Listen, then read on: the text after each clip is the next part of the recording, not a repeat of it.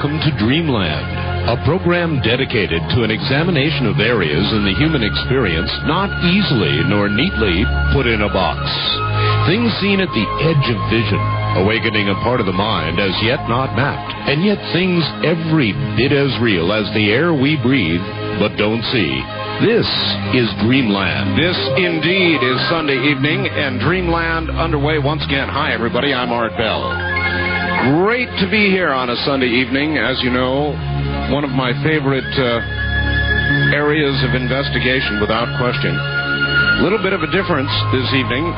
Linda Moulton Howe is not with us. Actually, we have no idea where she is. Not in touch. So, in a moment, we'll be going to our main topic with John Ronner way back in Tennessee. And we're going to be talking about angels. Angels are absolutely all the rage, and a remarkable number of people, almost 70% of the American public, believe in angels. Isn't that a shocking stat? Actually, it's, I believe, 69% believe in angels. And in a moment, John Ronner, he knows, he's written about angels. All right. About John Ronner. John has been writing for publication since age 15, when an article of his appeared in a National Astronomy magazine. After receiving his journalism degree in 1973, John worked as a reporter and an editor for newspapers in Florida, Georgia, and Alabama, covering primarily the police and court beats. He repeatedly won awards for his news writing from the Associated Press and other news organizations. John has written several books on the subject of angels. I believe his first was, Do You Have a Guardian Angel? His latest is The Angels of Cokeville. And there have been more and more and more reported encounters across our nation with angels. So let's go find out about it. Here from, I believe, Tennessee. No, wait a minute. Let me put him over here. Here from Tennessee is John Ronner. John, are you there? I sure am, Art. Wonderful. You are in Tennessee, aren't you? Oh, yes, very much so. Okay. Right in the middle of it, near Nashville. It's been, what, John, about a year since we've had you on the program? Oh, I think it was about a year ago in April, yes. It's almost hard to know where to start, but I guess we could start with the survey. When was that survey taken, John, the one that showed almost 70% of America believes in angels? That was taken in December of '93. Time magazine, as some of the listeners may remember, did a cover story back in December of '93 on the phenomenon of angels. The country was just beginning to wake up to the significance of the subject. We still had most of the major television network specials lying in the future at that point, but people were beginning to realize that this was a topic worth looking at. In that particular survey, the 69% raised a lot of eyebrows that that large a slice of the population believed in the existence of angels. But also in that survey, 46% of the respondents, and this was a scientific poll, of course, that could be extrapolated out to the whole population, 46%, almost half, felt that they had a personal spiritual guardian. So you're talking about, well, my goodness, I mean, 40% of the American population, we got 260 million people in this country, so that's over 100 million there. And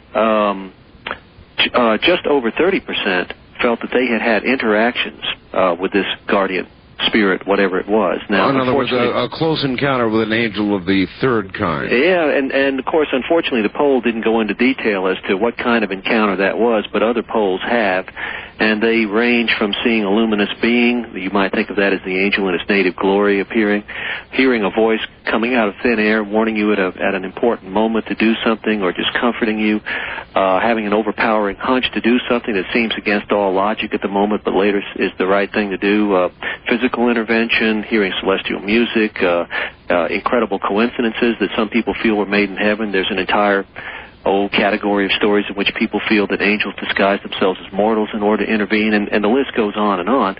So we don't know exactly how that breaks down from that poll, but other polls give us a clue. There's a lot going on out Why don't there. we begin with what is going to be a very hard question, but very important. All right. What's an angel?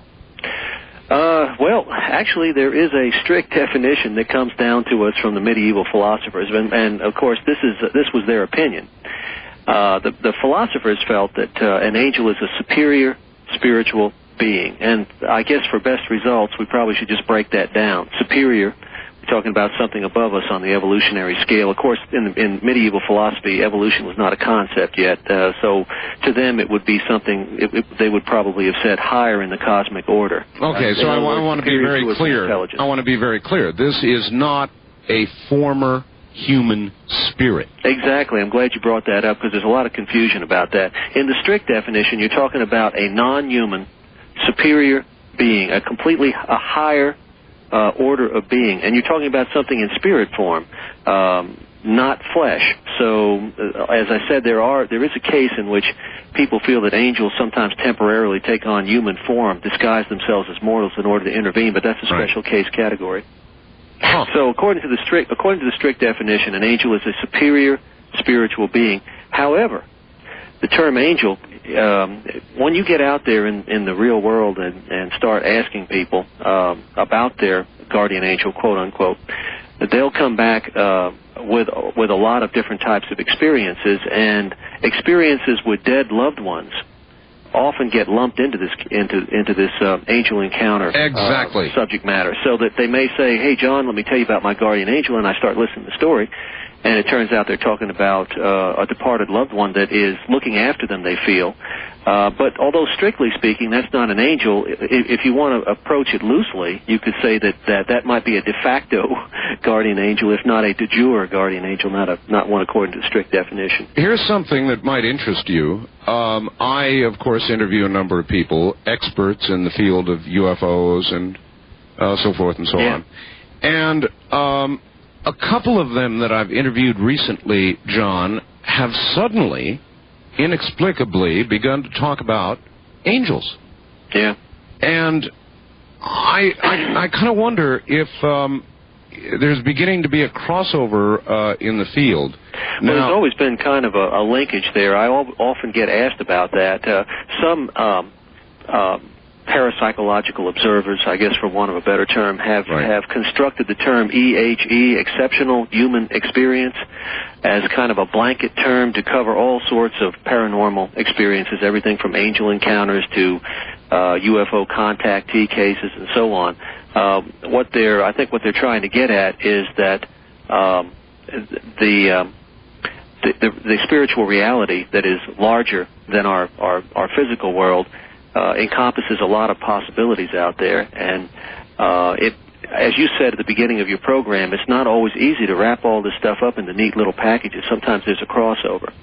Well, what about the perception of the person having the experience? In other words, if we have a fairly heavily religious person who has an experience with an entity, are they not likely to, in their own mind, say, this is angelic or this is from God? Oh, sure. Yeah, obviously, versus somebody, maybe even a UFO buff, who will see something and say, aha, an ET.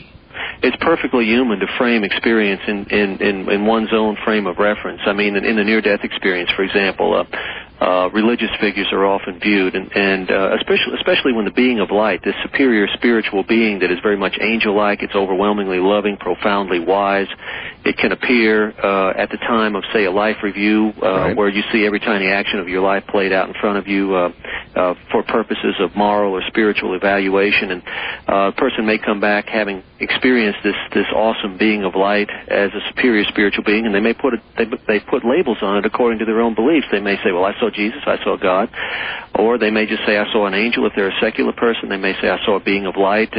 Hindus who have had near-death experiences have often reported that they saw Yama, the judge of the dead, and so on. So the labels may vary, but the thing that's interesting is, at least with the appearance of the luminous being as a component of the near-death experience, they very often report they seem to be describing the same thing, which is kind of intriguing. Intriguing and comforting.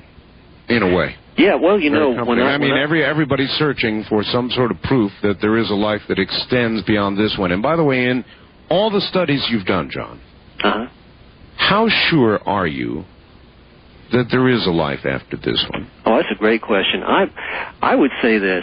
Personally, I'm convinced of it. I don't want to sound like a true believer. I don't want to sound like an ideologue, because I'm none of those things. In fact, I'm opposed to being that sort of thing. I'm not a fundamentalist in any stretch of by any stretch of the imagination, whether in the religious or the non-religious realms. But I personally, yes, am convinced. I've seen enough to satisfy myself. I would agree with the skeptics out there that there is no scientific proof that a spiritual realm exists, in the sense that we've shown it beyond a reasonable doubt, as the lawyers like to say. But I would feel that, again, to use a legal term, there is a preponderance of the evidence in favor of a spiritual realm, and that anyone who takes a little bit of time to investigate it on his own will, I think, come to the same conclusion. What we have out there is not proof, but circumstantial evidence. And, you know, there's a difference between proof and evidence. In other words, we don't have a smoking gun. No proof. All right, if I were to ask you telltale signs. Right, if I were to ask you for a guess and say, John, do you think if proof ever comes, it will come in the scientific area, or it will come from an exploration of our own mind, in other words, some turn inward? Or we just may simply never, ever prove it one way or the other? Yeah, that's possible. I think that if proof comes, it could come either way, and there are indications that it is coming both ways. I mean, there are developments in science itself that are seriously undermining the materialist philosophy, the idea that the physical is all there is. And by the way, I call it a philosophy. I didn't call it a science. Yes, sir. This idea that the physical is all there is, the skeptics often get that confused with science. It has nothing to do with science. It's sort of a religion that has attached itself to science over the last 2 centuries. What I'm referring to when I say scientific developments, I'm talking about things like quantum physics, that branch of physics that deals with dimensions smaller than the atoms. It's shown us that the external universe out there needs our consciousness to be real. Those subatomic particles are not discrete little BBs that are independent of us. If a scientist doesn't observe them, they literally have no existence. And while this may seem strange and bizarre to somebody not familiar with this, there's no dispute about it among physicists. We have to look at them in order for them to be real. And depending on how we look at them, they can change their nature. If we look at a photon, if a scientist conducts a certain type of observational experiment on a photon, looks at it one way, to put it in plain English, it will act like a little particle. Einstein did that at the early part of this century. Right. If another scientist looks at it a completely different way, it'll act like a light wave. And if it's not looked at, it has no existence in and of itself. This is quite shocking. And Niels Bohr, the great mind in physics in the 20th century, he had this in mind when he said that anyone who is not shocked by what quantum physics has to say about the world has not understood it. And this one little development here has shaken materialism at its root. And you've got the Gaia hypothesis, which indicates that some sort of planetary intelligence may be in effect guiding and causing the systems of the Earth to interact with one another to maintain conditions suitable for life. You've got the anthropic principle coming out of astrophysics, which suggests that we appear to be living in a designer universe suitable for human life against incredible odds. And any one of these things we can go into later if there's more time. Oh, there's time. All right, fine. Radio has a luxury of time. Let me hold you right there for just a moment, take care of a little bit of business. My guest is John Ronner, and John will be back in just a moment. North and back now to John Ronner. John. John, I'm not sure how to approach this. There is something that I call the quickening. Maybe it's real, maybe it's not. I've been doing talk radio for about 10 years now. Have you? And I have never, this show, as a matter of fact, for 10 years. Oh, really? Broadcasting for more like 30. But in the last 2 or 3 years, I've begun to notice what I call a quickening of events. More earthquakes, more bad weather, more wars in scattered places, more of just about everything you can name, political events, social upheaval, all of it. Everything that's going on seems to be accelerating. And so I just call it the quickening. It's just, a word. But I wonder if it might fit into those who would somehow or another end up helping us. End up what? Helping us? Helping us. Angels? Yeah. I think, well, what came to my mind when you were talking about that was the fact that I think that our world is in flux, and we clearly see signs of that. I think even the materialists would concede that. You've got a technological revolution. We've gone from Kitty Hawk to Voyager in about 70 or 80 years. Exactly. To me, mankind is or humankind is in a stormy adolescence right now. We've had a long childhood stretching out for thousands, even you might argue hundreds of thousands of years. We're in a stormy adolescence, and I think we're headed toward a more mellow adulthood shortly. And we shouldn't be too discouraged by the. I think Shakti Gawain pointed out that you can look at all this turbulence one way. You can be distressed by it and say, oh, this is terrible. The world's going to hell in a handbasket, and that's the usual way that people look at it. Sure. Or you can take the positive look and say that, well, we're kind of working out our problems, and you don't do that without a little bit of dislocation. As far as angels, the way to relate angels to this, I would say that one of the ways that our society is in tremendous flux is that materialism as a philosophy, this idea that physical is all there is rapidly fading as the major, the dominant belief of the intellectual elite of our culture. They're rapidly shedding this for reasons we just went into in the last segment.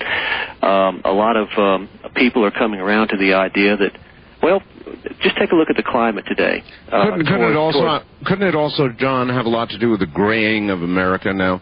Yes. As you get older, you tend to realize your own mortality more, and so you think about it more. And I think there's a tendency for most of us who develop normally to become more spiritual as we get older. The process is called maturing. I think this is happening in the culture at large. I think the intellectual elite is changing its mind about the basic nature of reality, and I think you see signs of this change of mind. You see it in the media, for example. Last year, we had a whole raft of specials on angel encounters in which the spiritual and the metaphysical is given the best. I would say that the spiritual and metaphysical subjects are getting the best press today than they ever have in my lifetime. And I have a clear memory going back to the early 60s. And I can remember in the 60s as a teenager sitting on the front porch of my duplex in Alabama, reading the newspapers or whatever. If anybody dared to express a metaphysical experience, heaven help them, because they were immediately surrounded by they were immediately followed in the print report or the broadcast by an expert saying they had seen the planet Venus or the. Oh, John, I could tell you so many stories. John, we're at the bottom of the hour. Hold on. We'll be right back to you. Believe me, doing a standard 5-hour per night talk show on regular subjects during the week and then doing this on the weekend gives everybody in the world an opportunity to take a cheap shot at me. I'm used to it. We'll be right back.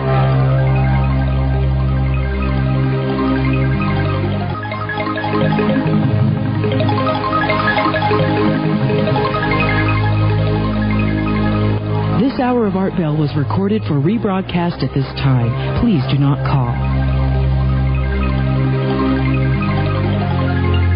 From the Kingdom of Nye, we continue with your calls on Dreamland with Art Bell. Call Art now toll-free at 1-800-618-8255. 1-800-618-TALK. First-time callers, area code 702-727-1222. 702-727-1222. Or the wildcard line at area code 702-727-1295. 727-1295 in the 702 area code. Now again, here's Art Bell. Now again, here I am. Hi, everybody. Back to John Runner in just one moment. And, John, we're back on again. As I was saying, I've done this for 10 years, John, and I find that I'm going to continue to examine the kinds of areas that I have been for years now with shows like this one, because I think whether it's extraterrestrial visitors, and the question is whether there is life elsewhere, which to me has always seemed probable, or we're talking about life after death, these are probably two of the most important questions mankind strives for as long as he is alive to answer. I mean, they really are, and so I'll keep examining them, and I'm sure that you've had plenty of people come after you, too, in your time, kind of chuckling and laughing, and it's an easy, cheap shot. Well, the existential questions are always going to be with us, and we've really got a choice of universes here. If the materialists are right, then we live in a meaningless, accidental universe, and all of our spiritual lessons, which we have learned at great cost over our lifespans, are for naught. It makes no difference at all. That's right. If they're right, then the universe is essentially meaningless. Now, I know the existentialists, they argue that you can still put your own meaning into life, and that's true up to a point, but to me it's small potatoes, it's thin gruel to compensate me for the fact that my whole universe is meaningless. And it also, I want to get back to what we were talking about a while ago. The heartening thing about this is there is some circumstantial evidence out there to suggest that a spiritual realm actually exists. You don't have to be credulous. You don't have to be empty-headed, as some skeptics often suggest, in order to believe in all of this. Let's take the near-death experience, for example. This is one of the things that impressed me so much as a young man. I couldn't. One of the first things I noticed during all of the hoopla about the near-death experience in the mid-1970s, which caught us all by surprise. Very few of us at that time had ever heard of it. I certainly hadn't. Of course, you have the initial stage of the out-of-body experience, and then the journey through the tunnel, which is kind of like a halfway zone between the physical plane and the spiritual realm. Then the person having the near-death experience emerges into the world of light. There they interact with departed loved ones who preceded them in death, and sometimes this superior being of light, this angel-like being of light that we talked about earlier, which sometimes is described as angelic, sometimes as a divine figure. You have the life review, where you see every tiny action of your life in all of its many small details, almost like a morality play, a theater in the round, completely surrounding you in Technicolor. You're right in the middle of it. For many of us, that is a terrifying prospect. It can be terrifying, it can be exhilarating, it can be a combination of both, because you suddenly, for the first time, get into the heads and the hearts of everybody around you, and you see the implications of everything you've done, good and bad. And of course, the people who have had this life review experience have often come back saying that the one thing that struck them the most about it was that all of the things that we consider so important and so big tend to be very trivial and unimportant during the life review when you're looking at it from a higher consciousness. And some of the things that were seemingly trivial, like a little act of kindness or a kind word to somebody in need, suddenly take on tremendous proportions in the life review. It's almost like your priorities are turned upside down. And to get back to what I was going to say, though, is we're familiar with some of the stages of the near-death experience, and evidentially what impresses me about it is that somebody can be lying flat on their back for 15 to 20 minutes with no vital signs, clinically dead, the brain's not working, the electroencephalograph is flatlining, and all of a sudden they come back and they say, the story is, well, I was floating around the room, I was looking down on all of this, I saw the doctor over there doing this, the nurse was crying because I was the same age she was, that's what she was thinking, she didn't say that, and it goes on into 101 different details about what happened while the person was clinically dead, while he had no vital signs, and sometimes they even pass through walls moving into other rooms. My question is this. I've heard the standard explanations from the materialists. Okay, your brain is flooded with feel-good neurochemicals like serotonin and endorphins and whatnot. That's right, yes. To try to ease your transition into oblivion because your body wants to resist the idea that it's all over. Right. I've heard, the problem with all of these explanations is they're non-explanations. And then don't forget none of them explain where you get this knowledge from. Don't forget the brain cells dying from the outside moving inward. Accounting for what some doctors say is this center core of light. Right? They've come up with that one for the light. Well, all of these theories sound good on paper, so to speak, but if you look a little bit deeper, they don't explain where this knowledge comes from. Experiments have actually been conducted to this effect. Michael Sabum, an Atlanta cardiologist. Well, let me back up just a couple of steps.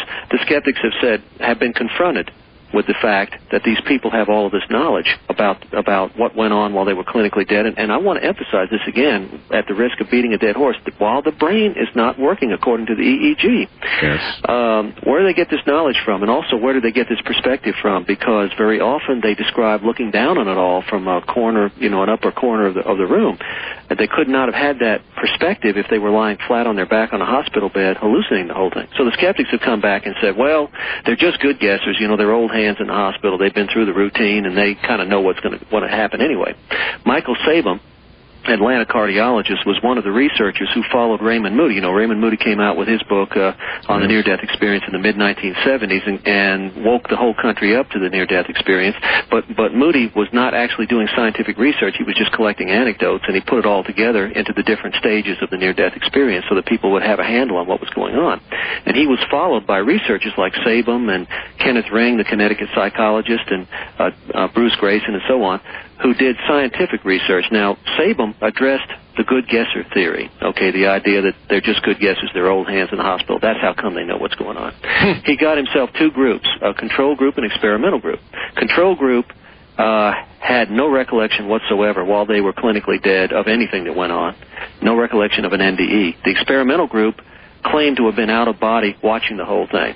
Both groups were given questionnaires to fill out before they had a chance to be briefed, right, you know, after they were resuscitated, to describe what had happened. And, of course, the experimental group that claimed to have witnessed all of this stuff out of body was largely successful in describing what had happened, and the control group that had no recollection, well, they fumbled miserably. They couldn't begin to describe what had happened. So we're back to what we said earlier. There's no scientific proof for any of this, but there's a lot of tantalizing telltale signs that something's really going on out there. All right, I've seen enough. Let me stop and ask you a question. I don't know whether you happen to catch the 60 Minutes episode or not. It was on a few weeks ago. No, I missed it, but tell me about it. I'd like to hear this. Okay, well, it covered this poor lady had a brain aneurysm, a big one. In other words, a big bulbous expansion of, a blood vessel or whatever in her brain. Yeah. And there was no way to operate on this lady other than to literally kill her. Now, they reduced her body temperature. Wow. Way down. They drained all of the blood from her body, which, of course, allowed them, the aneurysm at that point, without blood pressure, shriveled, and they were able to operate on it, excise it, and everything. But in the process of doing this, it was the only way it could be done. Otherwise, they would have killed her.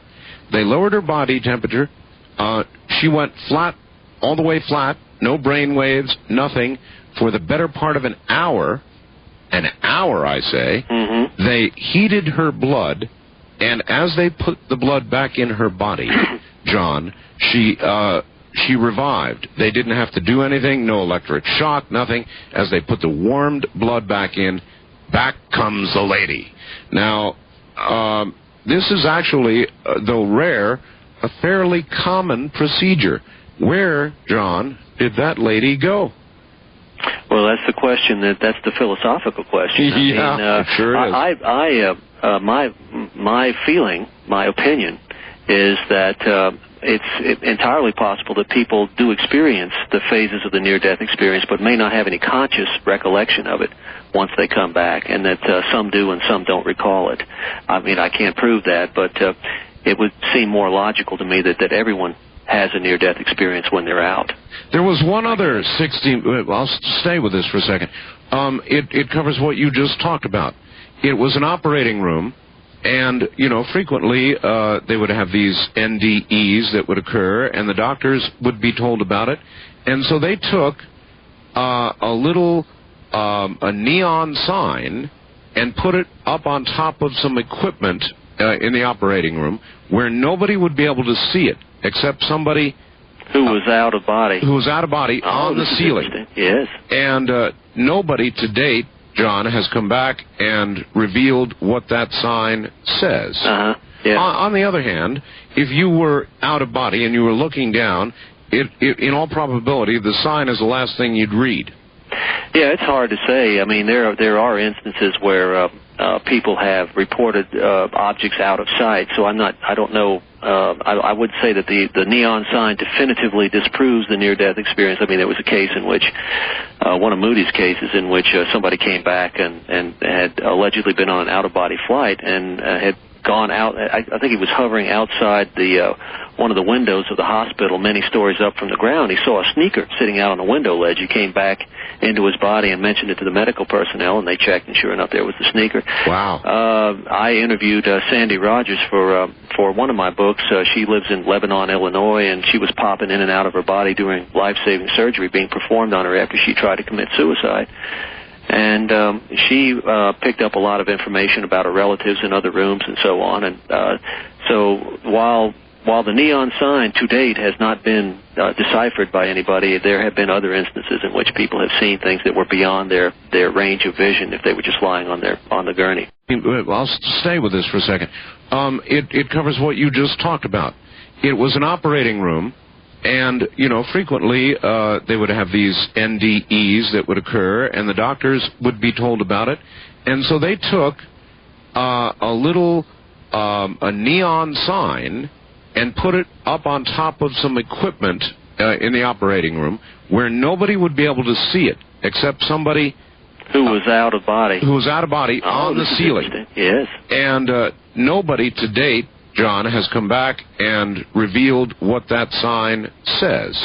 Yeah. On the other hand, if you were out of body and you were looking down, in all probability, the sign is the last thing you'd read. Yeah, it's hard to say. I mean, there are instances where people have reported objects out of sight. So I don't know. I would say that the neon sign definitively disproves the near-death experience. I mean, there was a case in which, one of Moody's cases in which somebody came back and had allegedly been on an out-of-body flight and had gone out. I think he was hovering outside one of the windows of the hospital many stories up from the ground. He saw a sneaker sitting out on the window ledge. He came back into his body and mentioned it to the medical personnel, and they checked, and sure enough, there was the sneaker. Wow. I interviewed Sandy Rogers for one of my books. She lives in Lebanon, Illinois, and she was popping in and out of her body during life-saving surgery being performed on her after she tried to commit suicide. And she picked up a lot of information about her relatives in other rooms and so on. And so while the neon sign to date has not been deciphered by anybody, there have been other instances in which people have seen things that were beyond their range of vision if they were just lying on the gurney. So you've examined lots and lots and lots of cases of apparent intervention by angels or angelic figures or beings of light. If I were to ask you, which I will in a second, to recount to us in some detail the very best one or the best proof you've ever heard to date, I wonder what you would say. And in a moment, we'll find out what he says. We'll be right back. 03. All right, back now to John Ronner, subject angels. John, what would you say is the best case? Well, I tried to list a few candidates here. I took this particular story for the new book. In fact, I titled the book The Angels of Cokeville after this. Cokeville is a small town in Wyoming, a ranching community. Back in 1986, a psychotic genius by the name of David Gary Young, he had an IQ of about 180. To give you an idea what we're talking about here in terms of intellect, an IQ of 130 is 1 in 100, an IQ of 140 is 1 in 1,000. And Young had an IQ of 180, but unfortunately he was a warped genius. He built a bomb that took up an entire shopping cart, rolled it into an elementary school in Cokeville, and took the entire school hostage, so about 150 kids plus about 10 or 15 adults. My goodness. And he said he wanted a rap session with Reagan. He wanted $2 million per hostage. But an examination of his diaries after the incident revealed that he secretly intended, no matter what happened, to take the ransom and blow all the kids up, including himself. He had this crazy idea that he was going to reincarnate in a new dimension called the Brave New World, and he'd be like a resurrected Pharaoh. You know. This man's story. As a crane operator, I got into a situation where my crane would have tipped over if a dangerous situation was not brought to my attention. My crane had an extreme load on the hook, and one of my outriggers was sinking into the pavement. When an outrigger loses its stability, the crane tips over and can cause loss of life or at the very least damage to property. In this case, 4 men could have lost their lives. I noticed nothing wrong since my crane was swinging the heavy load to the men. Somebody, now listen to this, somebody wearing carpenter whites and no hard hat, he's got that underlined, no hard hat, called my name, pointed to the ground and said, "You're outrigger." I saw that my crane was about to go, and I was very busy swinging the heavy load away from the lives in jeopardy and was able to keep it from tipping. Later, I tried to find the man that saved the crane and those guys' lives. I couldn't find him. I described him to the other guys. They didn't know him. He was dressed as a carpenter, and the level of the building he was on had only laborers. He had no hard hat on. That would have meant immediate termination. I later thought about it. Now, I believe an angel was sent to save these men's lives. Again, from an anonymous author and location. That was for you, John. What do you think? Oh, I think it's a classic story. I really appreciate the fact that he took the time to send it in. This is an example of the angel in disguise, or what many people feel would be the angel in disguise, and certainly that's the facts. The man who faxed that's his opinion. In this kind of category of experience, the angel looks like a human being, acts like a human being, but there are so many uncanny little details surrounding the incident that by the time it's over, as in the case with this crane operator, the person is convinced that this could not have been a human being after all, despite the fact that it looked to be that way. Wouldn't it almost be necessary, on occasion, they would disguise themselves in a form that we would understand so as not to totally throw the person off? Yeah, I'm glad you brought that up because I forgot to touch on that. Right, the crane operator feels was an angel in this case disguised himself as a carpenter in whites, and yet there was no hard hat on his head. And oftentimes there are anomalous little things like this. In a typical angel in disguise story, you might find yourself broken down on a deserted road. The helper tends to appear out of nowhere at a critical moment. You didn't notice him coming, and then disappear again at another critical moment. When your attention is diverted, once the assistance is rendered.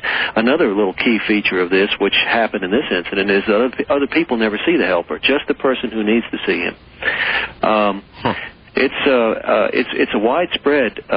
It's reported on a widespread level there, and the skeptics have a hard time with this one, but it's pretty common out there, and I guess to get a handle on this, it reminds me of the old TV series Highway to Heaven with the late actor Michael Landon playing the angel Jonathan Smith, who looked like a human being, right. Tended to hang back and let people solve their own problems. He would be the catalyst for change, but would not take drastic action himself.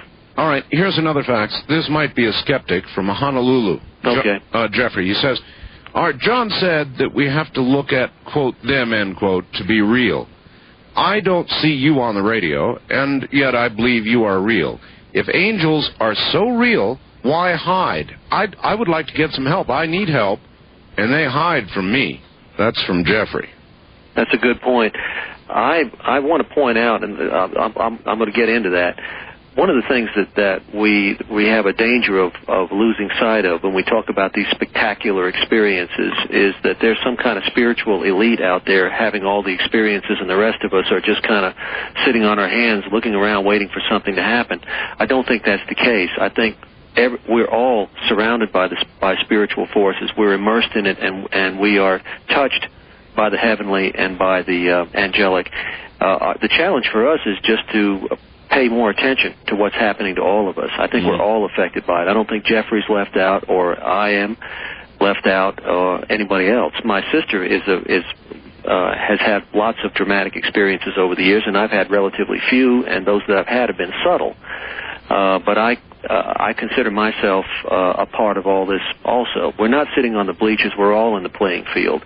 And the more you pay attention to this phenomenon, the more it comes into your life. I think, first of all, we're all affected by meaningful coincidence or synchronicity. That's probably the most common way that the other side touches us in our day-to-day life. You know, William Temple said, when I pray, coincidences happen, and when I cease to pray, they stop happening. And people who have kept diaries of synchronicities in their life have noticed that they have increased in frequency and in intensity. And what were you going to say, Art? Well, I was going to say is what I would generally call intuition, or a very strong intuitive feeling that if I do this, I'm a dead duck. That's another good example. Yes. Is that an example? I think intuition, the hunches that we have, are another very, very common way that we're all affected by this phenomenon. Probably the most dramatic example of a hunch type of experience that comes to my mind immediately was a lady in Wisconsin who, let's see, how did that go? Her two sons were out on a joyride, and all of a sudden she was seized with this horrible feeling of dread that they were in mortal danger, and without really understanding why, she found herself bursting into tears. She flopped on her bed and started crying and praying for their lives. She had no logical reason to do any of this. A short time later, the two boys come in. Their faces are pale. And the story is that their car had been surrounded. Their car had stalled on a street and was surrounded by an armed, hostile gang, armed with baseball bats and guns, banging on the windows of the station wagon with a full force pounding of baseball bats on these windows for 2 minutes. One kid was in the back seat with his head right close to the window, just inside, of course. And as he happened to kind of glance outward, he saw the head of a baseball bat come down with full force on the outside of that window, and it hit the window. The window didn't crack. The window didn't spider, but the baseball bat cracked in two when it hit the window. Something the kids felt was keeping the windows from cracking or spidering or even shattering. Protecting. Now we can argue, back and forth about, gee, maybe that's a little far-fetched, John. Are you trying to say that the Angels turned that car into an armored presidential limousine? Well, we can't prove that happened, but we do know that their mother, on some level, was keenly aware of the danger that they were in and prayed for them, and perhaps that prayer had an effect on saving their lives. Eventually they got the car started and they got out of there, got away from the gang. Hey, John, have you heard any stories about angelic appearances with reference to the big explosion in Oklahoma City? Well, you know what? I heard, I caught just a passing reference in just a garden variety news report. There was so much mega information coming out of there. Somebody had mentioned an individual who claimed that an angel had led him out of the wreckage through some kind of corridor or whatever. I don't know if anybody else out there in Radio Land heard the same account. I was intrigued by that. I've had people ask me whether or not I thought that a lot of spiritual experiences occurred in that disaster, and all I can say is, well, I have no way of knowing, but usually in times of great disaster, all sorts of paranormal activity occur. If nothing else, a lot of people are aware on a subconscious level of the disaster and steer clear of it. David Booth, Cincinnati office worker, had terrible nightmares 10 nights in a row. This is back in the mid-'80s, and let me see how that went. After 3 or 4 nights of this, well, what he would dream is he dreamed that he saw an American Airlines. It was a American Airlines DC-10. He saw that much in his dream, a jumbo jet, taken off in a slow ascent from an airport, and then he watched an engine break off from the wing. Then he saw the plane flip over and come upside down back to the ground. There was a huge orange fireball, and he'd wake up crying. If this happened 2 or 3 nights in a row, he couldn't stand it any longer. He got the FAA, Federal Aviation Administration, and they didn't treat him like a nut. They took him seriously, and they interviewed him, trying to figure out what in the world, where was this flight? When is it happening? Right, sure. And unfortunately, these visions are right brain phenomena. The intuition comes in through the right side of our brain and doesn't give us a lot of facts, figures, and details. He had a lot of visual detail, but not a lot of numbers and names to put on it. He didn't know it was American Airlines, and he didn't know it was a DC-10. Anyway, American Airlines had too many flights. It just couldn't pinpoint it. So the nightmares went on 10 nights in a row. On the 10th night, Booth had his last nightmare. The next day, Lindsay Wagner, the actress, and her mother were about to get on board American Airlines Flight 191, taken off from Chicago's O'Hare Airport. Right. And all of a sudden, Ms. Wagner, who was known for her intuition, was seized with this overpowering feeling that she should not get on this flight. And she, for reasons she couldn't explain, but she trusted her intuition, she just walked away from the plane with her mother. A few minutes later, this Flight 191 took off, and an engine broke off, the plane flipped over, came down inverted, orange fireball went up, just exactly as Booth had seen it in the dream, and unfortunately, all 273 passengers on board were killed. It was the worst aviation disaster in North America up to that point. That's incredible. And Lindsay Wagner walked away from that? She walked away from it. And to get back to what you were saying, though, originally, and what I was saying, I feel we're all affected by this phenomenon.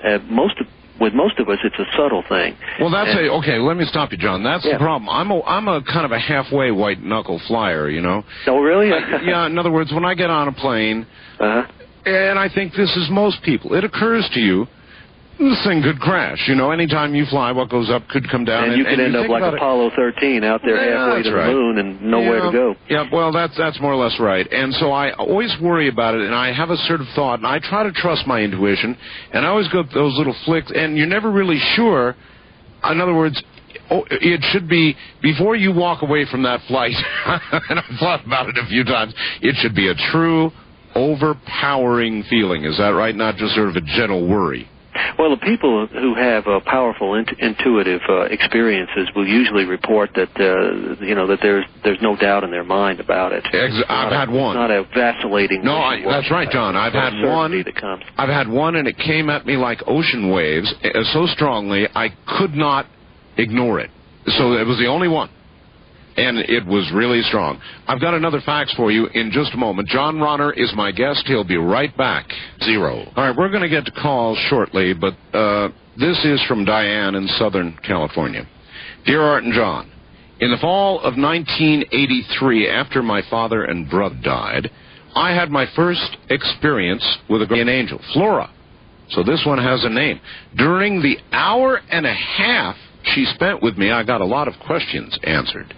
I no longer need scientific proof of angels, as the many things Flora told me proved out true over the next few months.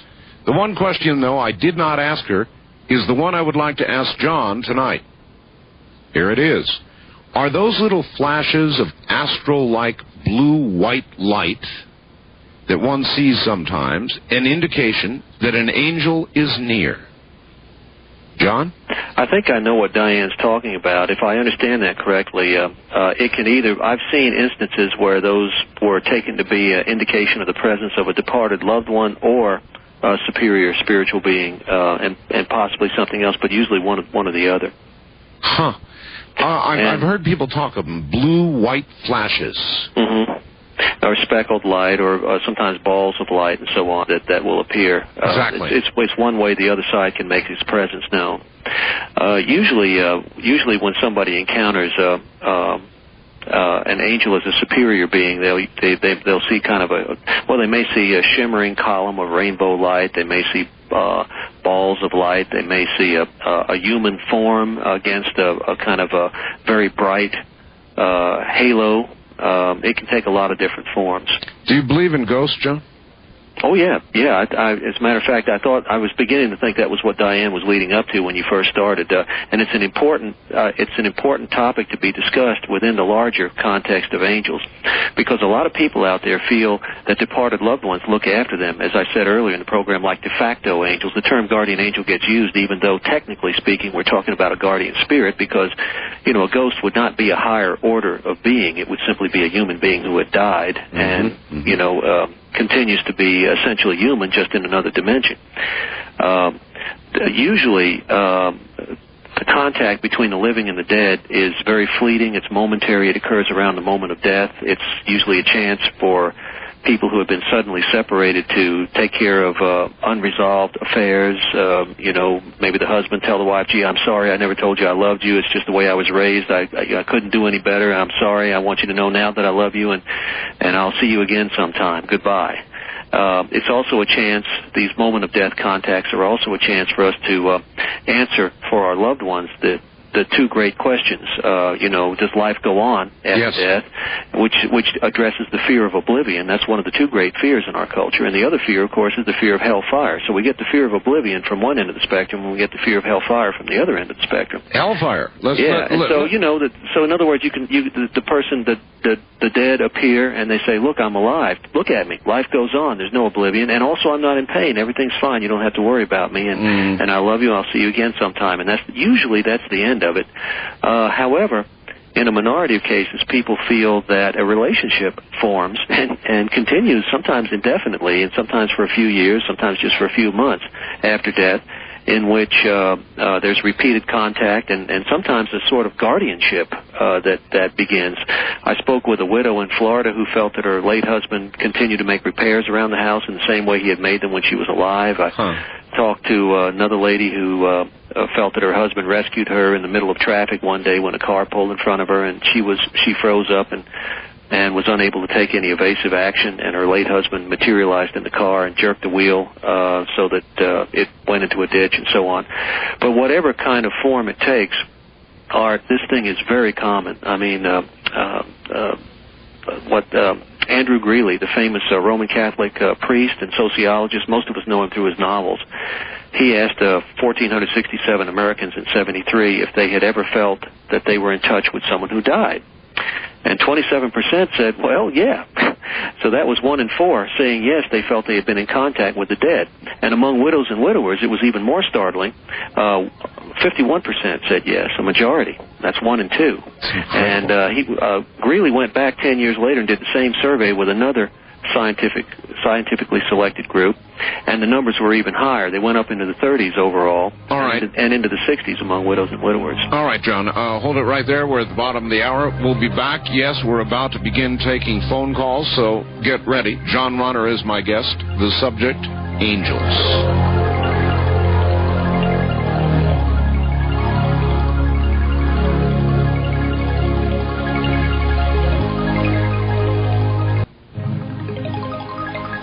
Don't go changing.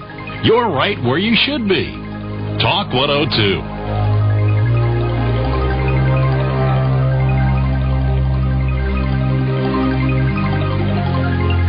From the Kingdom of Nye, we continue with your calls on Dreamland with Art Bell.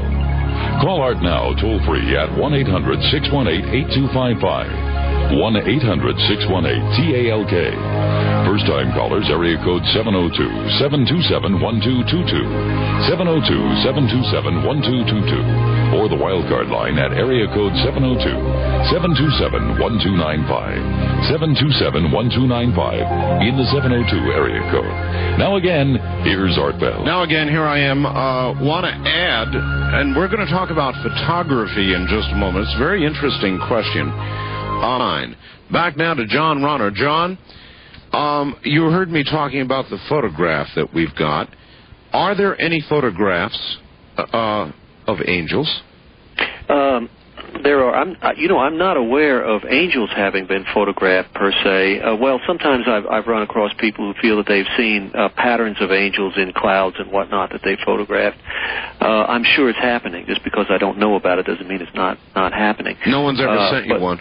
Excuse me? No, nobody's ever sent you one. No, I haven't run across it, but it's probably happening out there. Spirit photography, of course, has a long and colorful, checkered history, and I don't dismiss it. I do think that that overall it's valid. Of course, there's been a lot of problems with fraud and so on, but still, I think in some it's a valid thing. All right, I want to go to the phones, John. Let's take some calls. East of the Rockies, you're on the air with John Runner. Where are you calling from, please?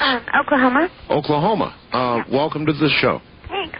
Well, first I was going to mention... Okay, hon, I can barely hear you. Talk into the phone good and loud for us. Okay, can you hear me? That's better. Okay, first I was going to mention the Alpine... the advertisement that you have. Yes. I have some of the Alpine 150s in my house. Yes. And I was just going to tell the people out there that they really are neat because, like, if you have, like, a little doggy accident or a baby accident or whatever kind of accident and it makes, like, the couch smell or the floor smell, you can just aim that thing right at it. And I know. I've got one too. So, anyway. Anyway, I was going to ask him, do angels, people that see angels, they're not with these craft and flying saucers and everything like that, are they? Well, Pete, that's a good question. In other words, where are all these angel encounters coming from? What types of people are having the experiences? Yes. That's a really good question. We haven't even touched on it at all tonight. This phenomenon crosses the board. You have people who are traditionally religious, you have people who are secular, you have metaphysically oriented people, all sorts of people having these experiences. And what has really surprised even me is that this interest in angels and the experience of them is almost becoming a global phenomenon. One of my books, Know Your Angels, was recently translated into Japanese, and I would never have thought that the Japanese would be interested in this, but I suppose they have their own Buddhist traditions. I know that you have the Bodhisattva in Buddhism, which is a mortal who has broken the wheel of karma and yet chooses to remain on earth. It's very much angel-like in order to help others with their evolution. So it is interesting that certainly within our neck of the woods, all sorts of people are interested in this phenomenon. All right, this one, another facts. Would you ask your guest, Art, about angelic appearances on the battlefield and the appearance of the war witch in odd moments during combat. Never heard of the war witch. Well, that's an interesting expression. The war witch is probably colloquial just for, any kind of spiritual event that occurs on the battlefield. Oh, yes. Battlefields are places of great stress. And whenever you have a lot of stress, you often have metaphysical experiences because, now the skeptics say, well, you have metaphysical experiences in times of stress because the mind's snapping. But I like to think, I suspect, that what's really happening is that stress puts the mind spontaneously into an altered state of consciousness, which enables us to perceive other realities that our normal waking consciousness doesn't make available to us. So battlefields are places of great stress, and so you have a lot of experiences. In World War I, many of the soldiers along the Allied war front were claiming to have seen angels and saints and whatnot during an Allied retreat from Mons, Belgium.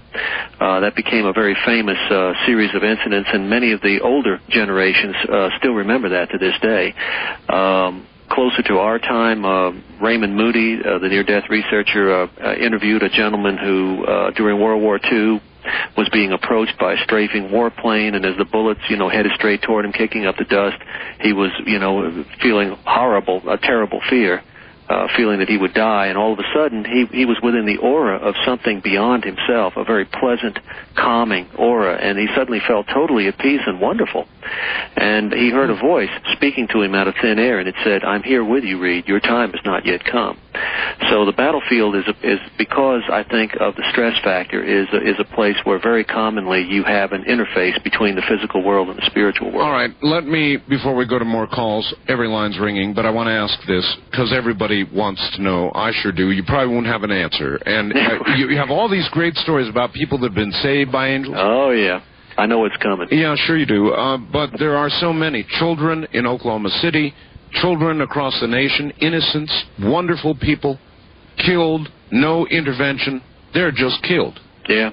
Just like the plane crash we just talked about a while ago. I mean, Lindsay Wagner walked away from the plane, but where were the angels of the other 200-plus passengers? Yep, that's the question. That is it. Why do angels go on vacation? Why is my angel working, but yours is out to lunch? That's good. Why?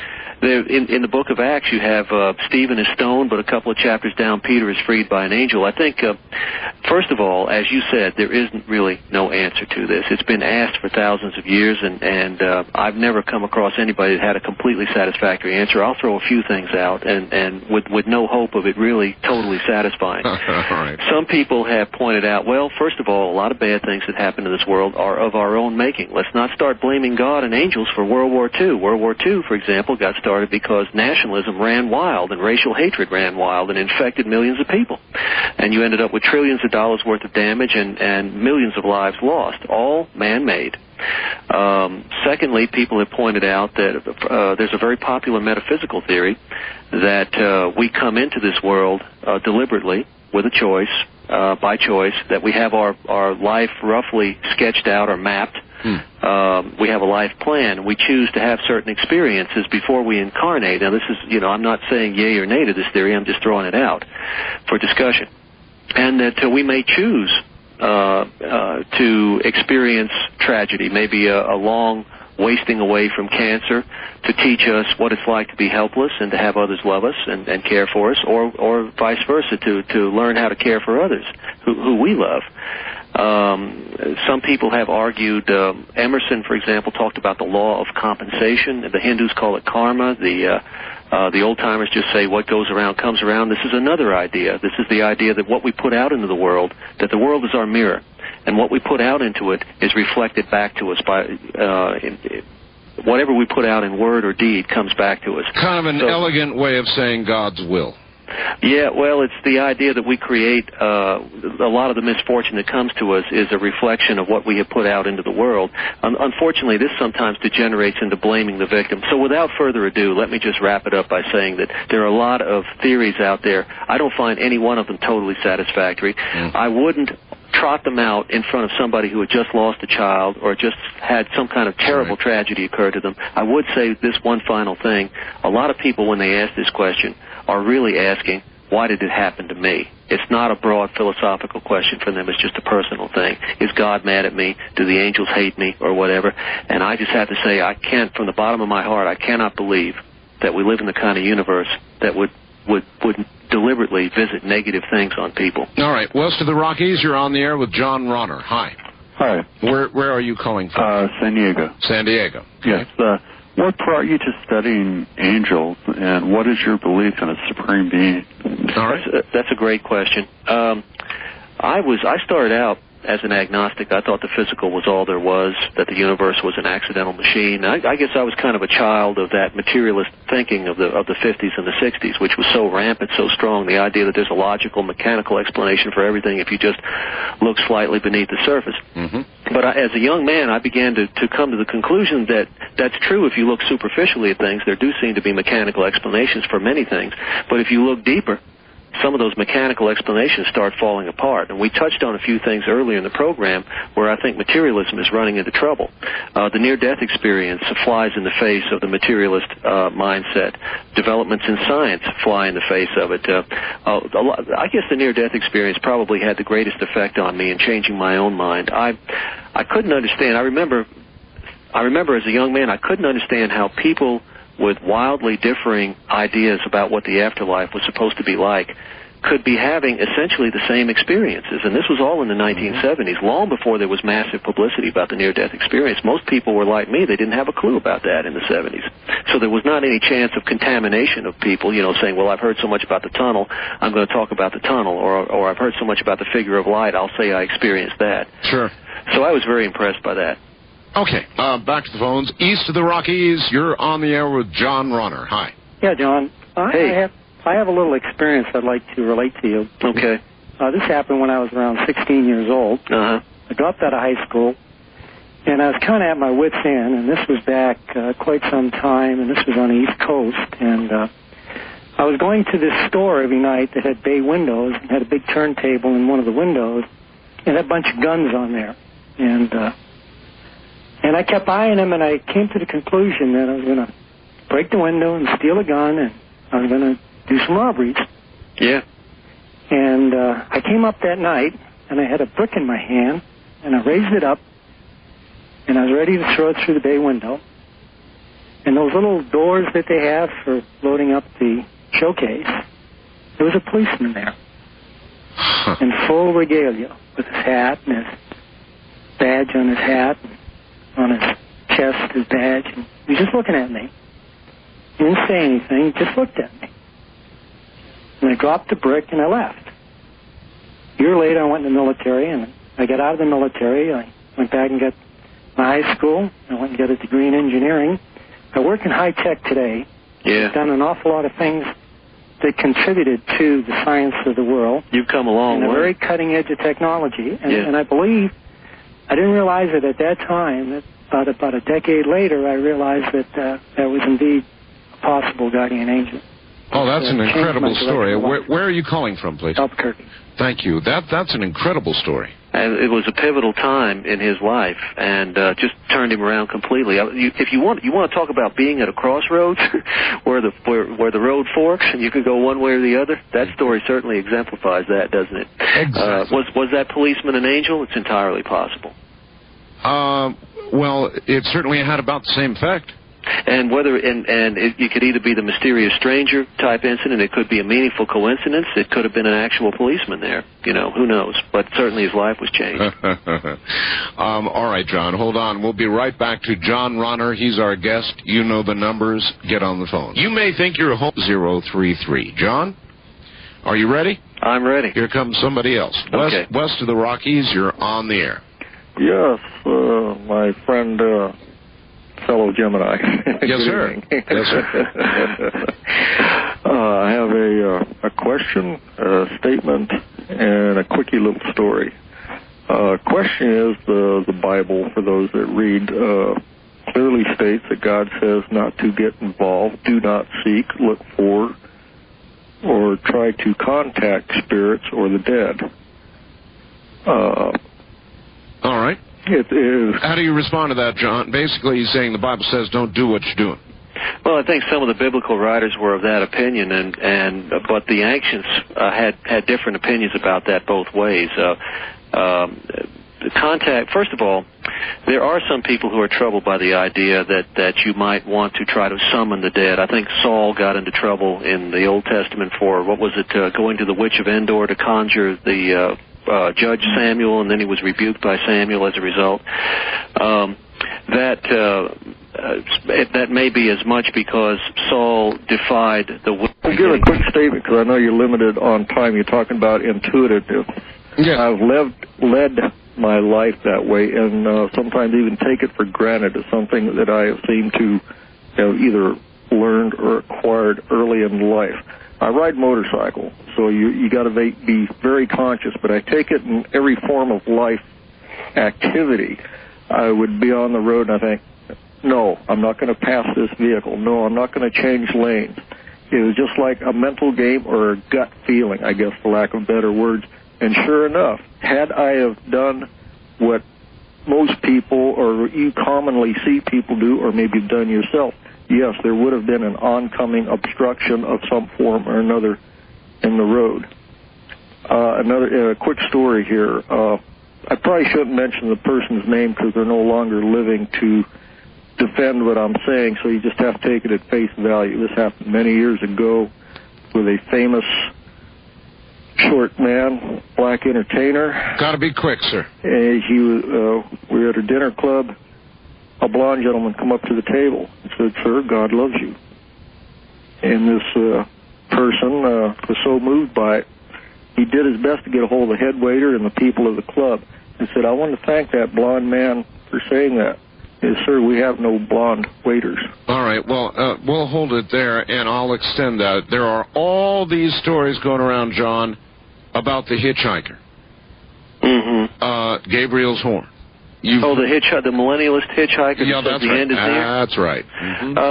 Some of these things are categorized as urban legends in that I personally have never personally interviewed somebody who has experienced that. I'm not saying it hasn't happened, but the buzz that I get is that people are having trouble actually pinning down these stories to find out, to actually get a name of somebody that you can speak with who says they had that type of experience.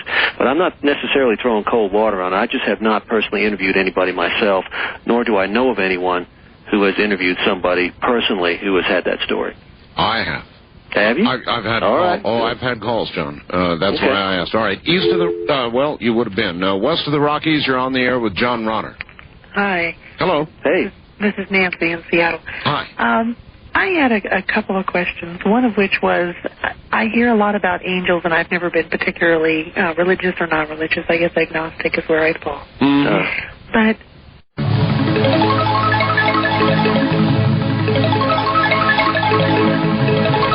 this hour of Art Bell was recorded for rebroadcast at this time. Please do not call.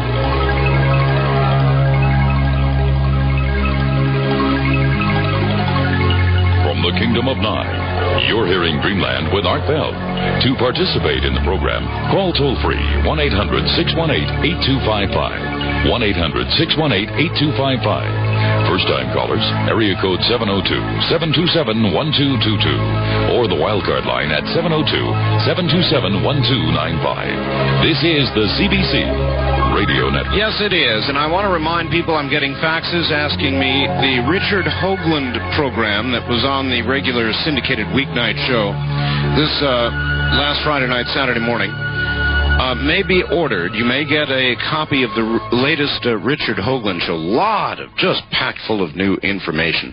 Or you can get a copy of the program you're hearing right now, or any other Dreamland program, or one more or you can get a subscription to our newsletter, which is $29.95 a year, and is now coming out with color photographs, I might add, of our Orient trip in the next issue if you get it ordered now. The number to call for all of this is 1-800-917-4278. Now, that line's open now or 24 hours a day. Write it down, please. 1-800-917-4278. John, here's one for you. A missionary deep in the South American jungle had been trying for some time to convert a local tribe to Christ. No success. The chief finally had enough of these trespassers and brought a full division of warriors down on the missionary and his family. They spent the night in prayer, ready for deliverance or death. Unexpectedly, the warriors just left without harming them in any way. Later, when on more friendly terms, the missionary asked why he didn't attack. Well, the chief said that he was outnumbered by his army. The missionary was puzzled, but the chief assured him the hut was surrounded by an army in bright white robes holding flaming swords. Have you heard that one? Yeah, there's a whole class of stories, Art, just like that. I think Billy Graham, in his particular book, was talking about John G. Peyton in the Pacific Ocean's New Hebrides island chain. Yes. Had a similar experience like that. Very often, missionaries have reported that they were under duress or whatever, and that when attacked by hostile forces in their area, they received angelic help that was not visible to them, but what they found out later was visible to the attackers. There's a whole class of stories just like that. East of the Rockies, you're on the air with John Ronner. Where are you calling from, please? I'm calling from Oklahoma, and I'm listening to KFH in Wichita, Kansas. Wichita, Kansas, all right. I wanted to tell a story about my mother. She had a premonition or a dream the night before my grandfather was in a mining accident. His men had gone down and set a charge the day before, and the charge didn't go off, so he went down to check it himself. Well, anyway, in her dream, she dreamed that he was in an explosion and that he was hurt badly. Well, she went to take his lunch to him and begged him to come home, and he wouldn't come home. She told him what, she had dreamed, and he didn't come home, and they went on, she and my grandmother went to Pittsburgh, Kansas, and they had to come find them because he had been blown up in an explosion in the mine. He lost his eyesight, and his body was all blue where the shot went into his body. And he almost died. A little Catholic nun took care of him and kept him alive for 6 months. But then, when he was 81 years old, she told me I was pregnant with my son and had to go back to Wichita and couldn't stay with her while she was taking care of him at home. And she said, I had a dream that Grandpa was going to die on my birthday, and he died on her birthday. It was really a strange experience. I think we're all there's evidence that when tragedy is about to strike, that we may be aware on a subconscious level, or there may be a spiritual prompting from the other side about this, however you want to interpret it. The parapsychologist at the University of Virginia, Ian Stevenson, did a famous study on coincidences and premonitions surrounding the sinking of the Titanic that became a classic. Very often people seem to be aware through dreams or through hunches that something is about to happen. W.E. Cox, a researcher in the 1950s, conducted a study of railroad accidents, and he discovered that there was a statistically significant drop-off in ridership on trains that were doomed to crash on the days that they actually did crash. And there was a further drop-off in ridership in the cars that suffered the worst damage. He called this phenomenon accident avoidance, and his theory was that people were aware subconsciously that the accident was about to occur, and probably in most cases without any conscious knowledge, they simply stayed away. Maybe they lingered over breakfast a little bit longer and were late, like the members of the Westside Baptist Church that we talked about earlier. I think in most cases, when we experience something like this, it often does occur subconsciously. Let me ask you for a second about the dark side. We talk about near death. We talk about angelic appearances. Yeah. But there is the dark side, John. There are people publishing books relating stories told with much more hesitantly about going to hell. Yeah. There was a lot of criticism, Art, of the near-death experience some years back. It became kind of all the rage. You might have even treated the subject on your own program. The criticism was, well, the near-death experience is just too warm and fuzzy. Everybody's having a wonderful time. Isn't anybody having a bad time in the afterlife? And there was a lot of examination about that issue in different programs. So I think what has happened. Well, first of all, let me say this: what's so bad about the overwhelming or the great majority of average people who are neither Al Capone nor Mother Teresa having a rather pleasant time of it in the afterlife? If we live in a sane universe, wouldn't you expect that? Nothing's wrong with that, John. No, I'm very encouraged by it. But the other may be there. Sure, yeah, and I was coming to that. Nevertheless, there is some justification in raising the point. Doesn't anybody have a negative experience? And the answer is yes. I think what's been happening is that in the early stages of near-death investigation, most of the people who were being interviewed were rather typical average people, as I said, neither saints nor horrible sinners. Now, upon closer examination, we find that people who are above average wrongdoers very often do report rather negative experiences. Jack London told the story of a gentleman who was in solitary confinement at San Quentin and had a metaphysical out-of-body experience and near-death experience during that time, and in which he experienced the life review that we talked about early in the program, so all the tiny actions of his life. And as you alluded to earlier in the program, he was aware of all the negative consequences, and it was a painful experience for him. I can just imagine what it would be like if you were, say, Saddam Hussein, who had started the Gulf War and cost 100,000 Iraqis their lives. We're not talking about the injured now. We're just talking about all killed. People who were buried alive in those berms when Schwarzkopf's tanks went over there, and remember that we read in the paper about how they roll over these barricades and just bury these guys alive. They did, yes. And to be Saddam Hussein, this is just speculation, and you're having a life review, and suddenly you are aware on an intimate, empathetic level of every tiny bit of suffering that you have caused to everybody, and you're seeing it, you're feeling it from their heart. That would be quite a hellish experience. As a matter of fact, near-death experiencers going through the tunnel phase, first you have the out-of-body phase, then they tunnel through this dark passageway on their way to the world of light. Right. Sometimes they have reported kind of looking to the side of the tunnel, so to speak, and seeing a drab, gray zone around the earth, peopled with numberless spirits kind of shuffling around, looking sad, weighted down, burdened, almost as if each person has his own problem.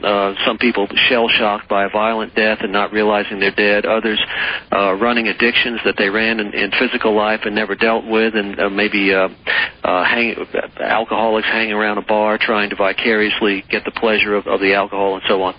I remember in particular one instance where a lady who had a near-death experience noticed in this gray zone on her way to the light, she noticed a young businessman kind of walking down the street, and he was in the flesh, alive. Right. And hovering over him was the specter of a gray-haired woman who was waving her finger in his face as if trying to lecture him or tell him what to do. And the near-death experiencer said that she got the impression that lady, that spirit, was his mother, still trying to boss him around in death as she had in life, and was unable to let go of that. Of course, in spiritualism, there's a long tradition of belief in the idea that 1 minute after death, we're very much the same as we are 1 minute before death, and that is to say we take all of our virtues with us and also all of our baggage, and if we have enough baggage, too much baggage, we according to this theory, and that's all it is a theory, we remain earthbound, unable to ascend, unable to get to the light.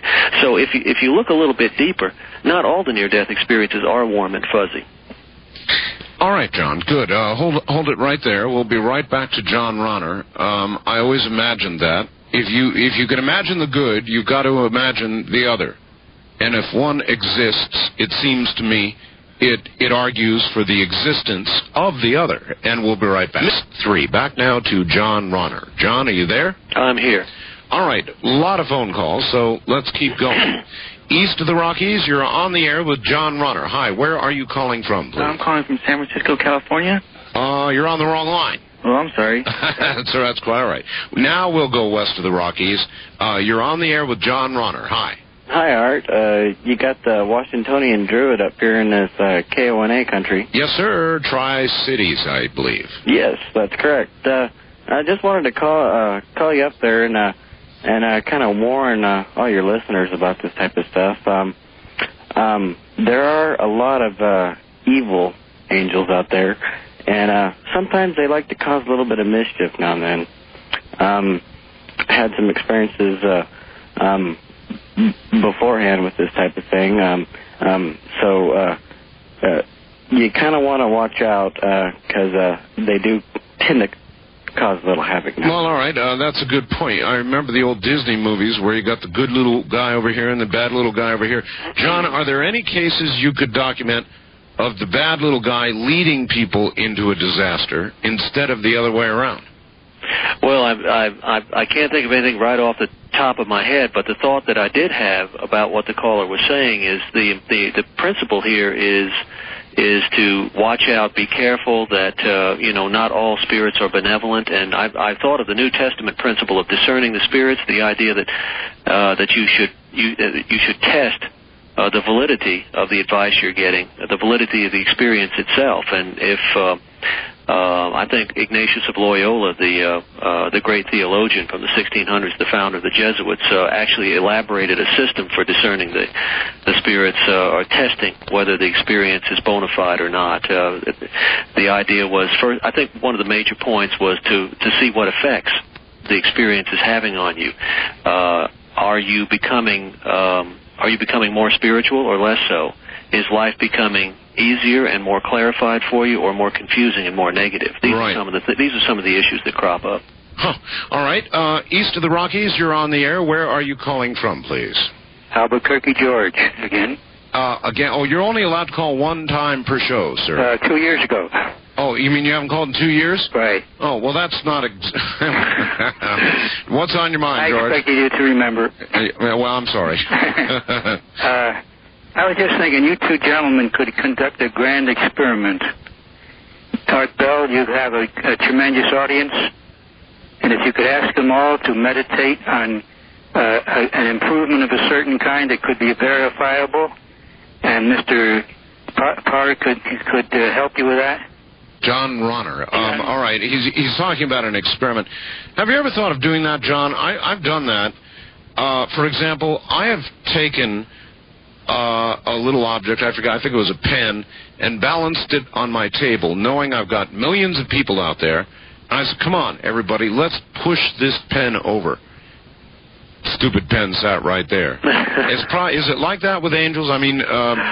Well, first of all, we were talking about whether an experiment has been performed, and you could say that an experiment of sorts of that ilk is already underway, and that's the mass meditation that generally occurs around the Christmas season every year for world peace and world stability. Yes. Some people have argued that the gradual raising of spiritual consciousness on the part of politicians and the peace that seems to be breaking out all over the world, although some will take issue with me, they'll point to Bosnia and so on, but I'm talking about things like the fall of communism, the formation of the United Nations coalition to police Iraq, and so on. Peace really is breaking out in a lot of countries, and if you follow the international news, for example, Angola just recently ended a long-standing war. Some people have said that all of this meditation is having a subtle effect on the politicians and just on the planet at large. I suppose it would be bad karma to try and get together and meditate on causing a blood vessel to break in Saddam's head, eh? Yeah, and that gets back to that you just jogged me on the original point of this whole thing. The idea that I wanted to point out that angels generally are not believed to be capable of manipulation. They're superior beings, so you would not be able to, force angels to do anything. That's been the most common belief. Of course, I'm sure that, as with everything else in metaphysics, there's no unanimity of belief. So Yes, I do think it would be bad karma. Yeah, it's kind of like sitting there and demanding of God that He supply immediate proof of His existence to you, or you're going to stop believing. Oh, sure, and I think that a lot of the mystery and the challenge of life would be removed One of the things that we didn't touch on this earlier when we were why you asked the question, why do angels go on vacation? And one point that I didn't make was that a lot of people argue that our existence here is a great adventure. And if anytime you're going to have a great adventure, things have to go wrong. If every time you did a show you had a 100% rating, whether it was a great show or a middling show or a bad show, you'd be bored stiff after a few days. That's true, John. We'll be right back with whatever it is we've got going right now, and it's good. Stay right there.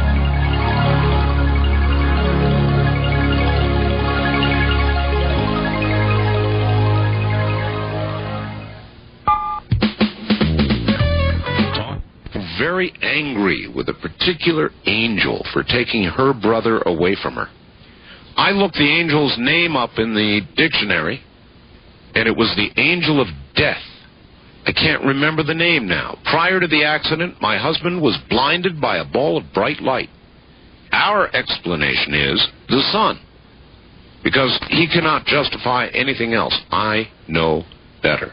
My son's greatest gift to me, the many people he knew in the family, is the absolute knowledge that death here is not the end, but just the beginning of something else. I hope it helps other parents whose children have left at a young age. Look for the meaning and purpose for that child's life, and look at all the people affected by their short existence. It does help, but the pain never goes away. That's Deborah in Seattle. John, you're back on. Yes, that was quite a story. In the accident, I was unclear about whether anybody else was hurt when the son was killed. Well, they don't say the extent of the injuries of the sister. She apparently was okay, I guess, because she was by the bedside of the brother for several days. Yeah, Listen, John, before you get started, sure. You haven't done it, so I'm going to make you do it. Look, I've got a fistful of faxes here of stories like these. I've got enough stories just from the show we've done tonight. You could write another book. Now, if people want to contact you and give you stories, or people want to contact you and get your books, I mean, this is the time when you can give out your info, so give it out. Well, what I'd like to do is, first of all, give an address where they can write me if they would like to. They can write me care of Mamre Press, MAMREPRESS. That's at Post Office Box 3137, and that's in Murfreesboro, Tennessee, and that's MURFREESBORO, and the zip is 37130. So that's 3137-37130. As far as one other thing I'd like to do is just point out that I'll be speaking at a couple of places. On August 6th, I'll be speaking at the Unity Church in Franklin, North Carolina. On October 28th, I'll be speaking at an angel conference in Maryland. And for information about that, they can call Greenlee Associates at 301-270-2185. On November 30th, I'll be speaking at the Unity Church on Hillcroft in Houston. On April 22nd next year, I'll be speaking at a meeting of the Canton Metaphysical Society. And on July 23rd of 96, I'll be at a conference at Lilydale, New York. All right, you don't have a fax number you'd like to give out, do you? No, I don't. If they're interested in writing care of the publisher, that's probably the best approach. All right. The books themselves are probably pretty widely available. They've been in the chains for years. Do You Have a Guardian Angel is the original book. That's the old favorite. It talks about many of the things we've covered in this program. I wrote that way back in. You can get that in most major bookstores, and many of the minor ones. It's been a bestseller for some years, and it's got pretty widespread distribution. And I wrote that one first back in '85 when I was a young reporter, and I wanted to do a journalistic treatment of the subject of angels because many of the books were kind of strident religious tracts, so forcefully putting forth this author's viewpoint of that. And I thought, gee, it would be nice to rise above the fray and just provide journalistic, objective information to the extent I could. I'm sure many criticize you for that, don't they? Well, I think I'm sort of immune to all of that. I've talked to all kinds of groups, everybody under the sun, all the way from the mainline denominations. and to spiritualists and so on. And I think the one thing that immunizes me from criticism is that I don't try to tell people what to think. I want the people to do their own thinking. It's the one thing I wanted to get away from when I wrote Do You Have a Guardian Angel in the first place. If this was going to be a book that didn't tell people what they had to believe, and in fact the title itself, Do You Have a Guardian Angel, is a question. It's not a flat statement ordering you to believe in angels. And then the next book, Know Your Angels, the Angel Almanac, came out in '93, and that's like a mini encyclopedia of the subject. And the newest one, The Angels of Cokeville, I've encapsulated a few of those stories tonight. That is a collection of what I consider to be the outstanding angel encounter stories that I have ever run across in the last 10 years of talking to hundreds of people about it. Excellent. All right, back to the phones. East of the Rockies, you're on the air with John Ronner. Where are you calling from, please? El Paso, and I got a low battery on my cell. El Paso, Texas. All right. Kind of in between the Rockies. Anyway, I'm sure you've heard, I think I heard you mention it once before, but that light theory at the end of the tunnel? Yes. Yeah. It's a trick, according to people. It's true, sir. Thank you. Let me relate this, John. An old friend of mine who is a UFO buff, almost the granddaddy of UFO investigation in this country, John Lear, the son of Bill Lear, the Lear jet guy. Uh-huh. Once said that it had been said to him, and he passed on to me, and it has driven me crazy ever since. He said, don't go to the light. It's a trick. Go to the darkness. I have never been bothered so much by a statement in all my life. And it seems so easy. Light is good. Darkness is bad. Yeah. It's a trick. Go to the darkness. Any comments? Well, some people out there have misgivings about the being of light. They feel like it's the devil in disguise tricking them. And there's some mentionings. I think a lot of this comes from some of the New Testament writers mentioned that I think perhaps it was Paul, certainly one of the New Testament writers mentioned that the devil can disguise himself as an angel of light, and I think that's caused a lot of fear and trepidation out there. But I also like to point out that one of the most famous appearances of a being of light in the history of our Christian culture was the appearance of a being of light to Paul of Tarsus, the number 2 man in Christianity, when he was on the road to Damascus to persecute the Christian community there. He was, knocked off his mule, blinded for 3 days, according to the book of Acts, and later interpreted the experience as being Jesus after his death, appearing to him and asking him why he was persecuting him.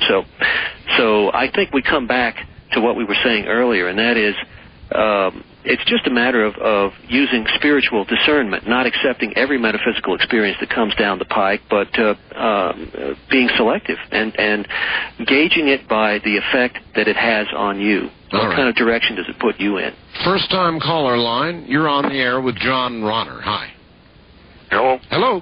All right, let me turn my radio off. Turn it off. That's good. Do that right away. Where are you calling from? Just a second. I got to reach around the corner and get the radio. All right. There, it's off. All right. Where are you, sir? I'm in Florence, Oregon. All right. I hear you out of Portland. Okay. I don't know where to start. I believe in guardian angels because I've had one. My family's had one for years. Whether I have it now or not, I don't know. My wife died in October, and it may have been her guardian angel. Anyway, I got my job through the guardian angel. The guardian angel told my wife where to look for the job, and I got my job. When I retired out of the service, I got my house through a guardian angel. My son passed away with muscular dystrophy in '89, and the day he died, he told my wife that he had somebody holding his left hand. And my wife said, "There's nobody there." She said, "But there's somebody holding my hand, Mom."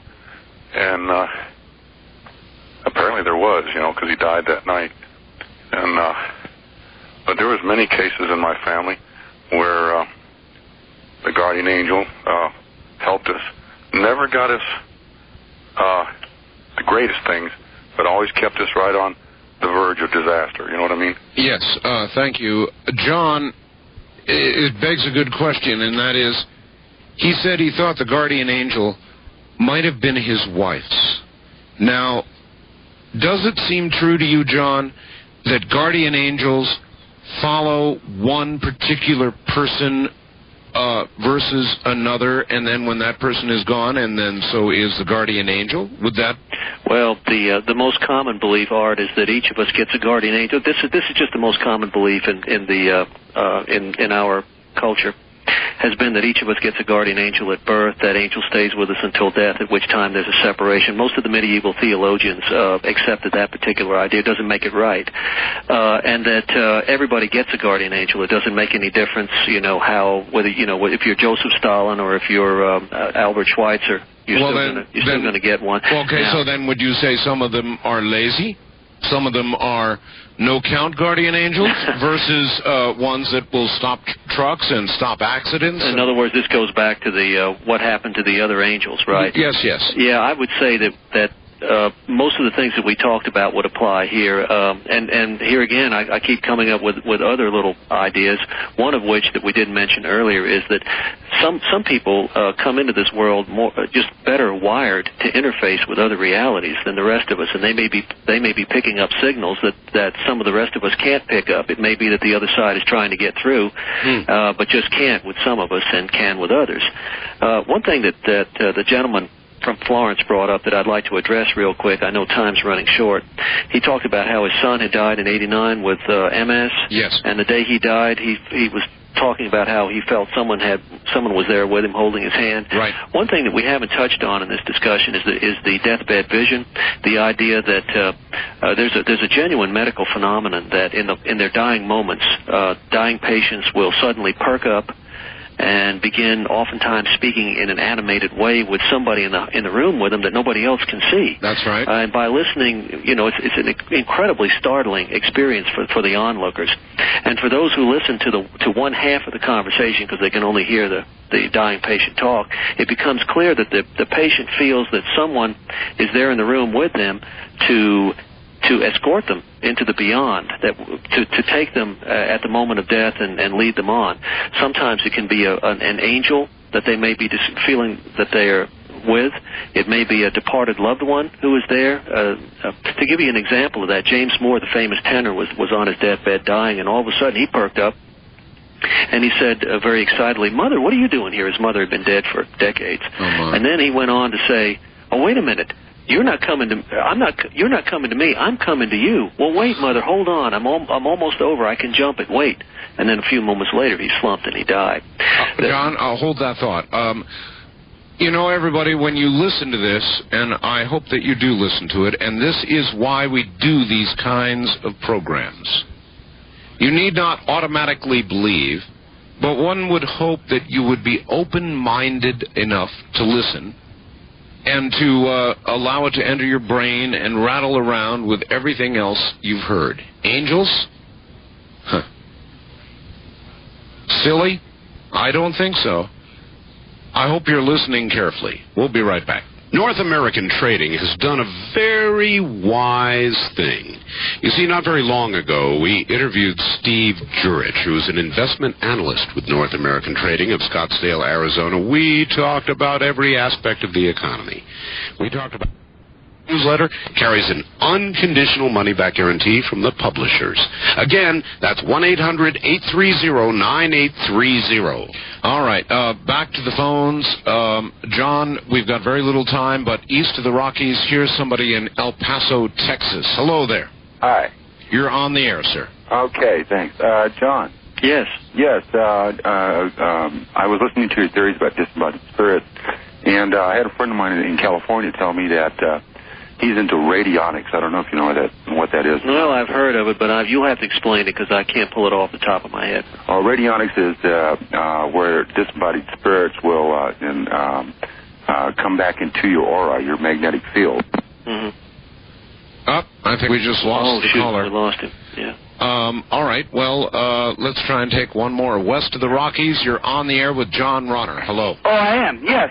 Here in San Francisco, there's a church. All right, turn your radio off, sir. It is. I got it off. I just turned it off. Okay. Okay.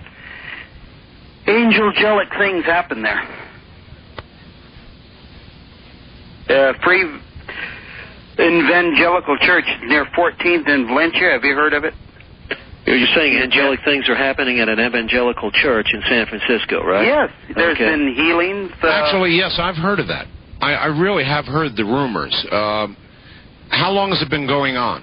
Oh, it's been going on at least 10 or 12 years. All right. Well, that begs a question. John, do angelic things tend to happen around churches, or is the incidence of angelic assistance simply widespread? I would say this, Art. I'd say angelic things tend to happen where the belief in them is strongest, and that the belief is an energy that facilitates these things. Lack of belief is denying it energy, and whatever we put our belief and our attention into tends to expand in our lives, and whatever we withdraw our attention or our belief from tends to contract from our lives. And this is one reason why I think we have such adamant skeptics out there in their universe, in the universe that they have created for themselves with their skeptical consciousness. There are no healings. There are no miracles. So in other words, there are no visitations. Those who say it's a bunch of baloney are liable to experience that reality for them. If they begin to open their minds, I think it will start coming into their lives. But as long as their minds are closed, I think it will stay away from them, yeah.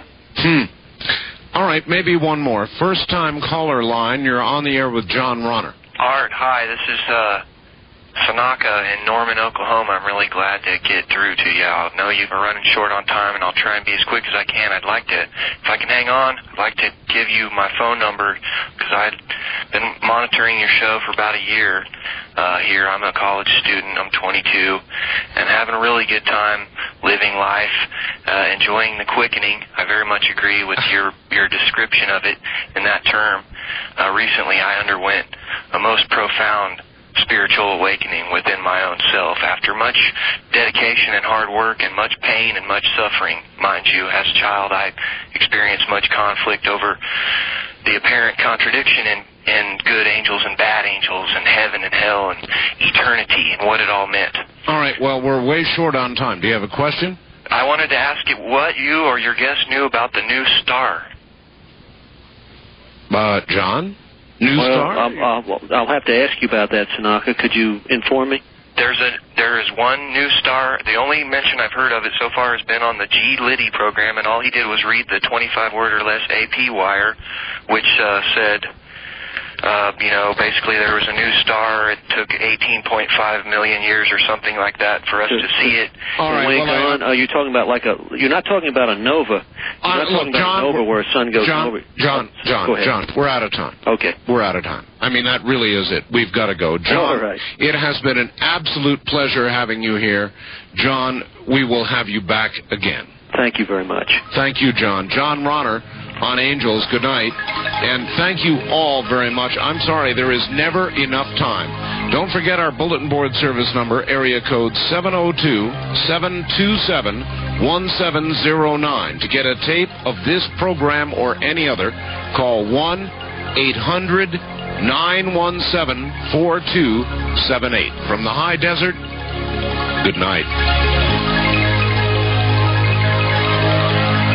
This has been Dreamland, a program dedicated to an examination of areas in the human experience not easily nor neatly put in a box. Things seen at the edge of vision, awakening a part of the mind as yet not mapped. Yet things every bit as real as the air we breathe but don't see. Please join us again next week at this time for Dreamland.